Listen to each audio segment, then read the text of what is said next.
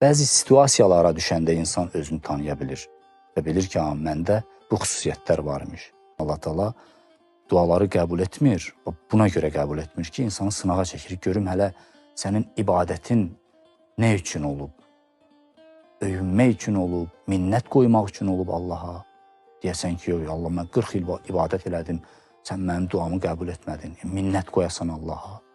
Burada insanın əsl siması bilinir. İnsan yaxşıların içində olur, amma onların yaxşı xüsusiyyətlərini götürə bilmir.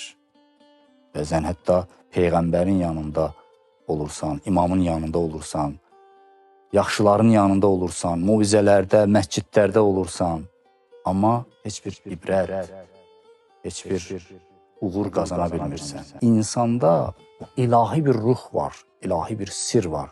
Allaha məxsus bir ruh üfürülüb insana.